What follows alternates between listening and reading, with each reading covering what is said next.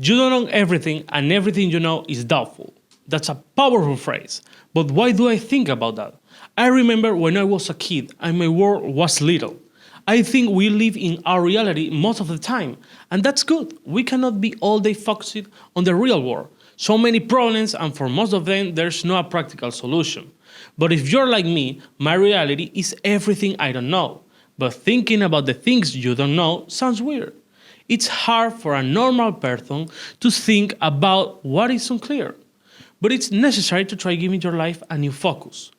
Because a new focus can expand your world. We cannot lose our curiosity. Since we are kids, we don't know anything, and in that period of our life, we are like sponges, learning everything that surrounds us. But as we grow, we start to lose interest that has a lot of answers because we start to think we know everything, or we are more focused on the other things that we categorize as more important, or we simply don't care anymore about learning new things. But we don't know how dangerous that is. The curiosity for humanity was the chain of reaction that moved us here. I changed a lot, and even the way I think. I used to live in Caracas, Venezuela, in the north of the South American continent. You probably heard a lot of it. Crisis, starvation, lack of resources, almost everything in a critical situation. And an inflation that in 2018 reached 130,000% according to official figures from the Central Bank of Venezuela. I was a totally happy kid. Well, almost happy. My grandmother died not so long ago because it was too risky to move her to another country to give her a surgery. But after all, I was a happy guy. But everything have an end. From 2016 to 2018 in Venezuela, there were something called las protestas. Those riots were too deadly, and many people suffered heavy injuries, and others died. Almost 170 casualties, 50,000 injured, and more people in jail. Some reports say where I live, it was a very chaotic area for the rioters, because the zone was very connected to where the government buildings were. During the riots, we got there, the police started, and part of the military police started shooting tear gas into the buildings because they wanted to prevent more people from being on the street. And in others, they entered into some buildings. In our case, it was only the gas. It's very hard to breathe with it.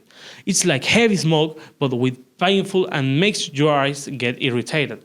So you start to cry. My mother is asthmatic, and I was only 11 years old. We had to close all the windows in the apartment, and it was a really hard day. And the evening, the same happened. When I went outside on the morning, it looked like a war zone, with bullets on the streets, blood on the ground, and broken banners all along almost all the routes I had to take to go to school. After that, my mother made the hard decision of leaving the country with me and leaving all our belongings with the rest of the family. An article from the BBC says, given that the UN's Office of Refugees, the UNHCR, indicates that more than 5.6 million Venezuelans have emigrated in the recent years, this will never be the same after all of this. I started to make questions. Why were we in this situation? Are other parts of the world like that? Can we improve our status? How do we get at this point? Most of the time, we get bored in history class. It's generally believed that the students have significant problems and difficulties to attributing a practical use to the subject of history in their present and in their future lives, said the doctoral thesis carried by Concha Fuentes and supervised by Joaquin Prats. We assume that is unnecessary. Why do we have to learn about that? Well, because we have to improve. We cannot make the same mistakes we did yesterday. And to do that, we have to study everything our ancestors went through. We are the next generation, and we have to help our society to improve. But we are lacking knowledge. People don't want to learn new things. They just want to say they know something.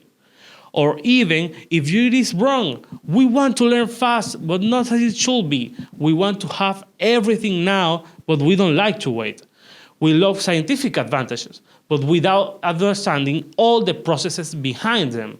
And because of that, we discharge all the things that take time. Even here, I had to cut some parts of the mail to make it easier or faster.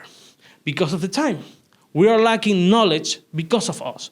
It's our responsibility, not of the neighbor, not of the president, our responsibility to be in the situation we are now. Soft times make soft people, and hard times make hard people. It's wrong to say, but most of us have to be in a very difficult situation to start asking ourselves questions. Because when we lose our safe zone, it becomes time to change principles in our life. Build your own belief. Thank you.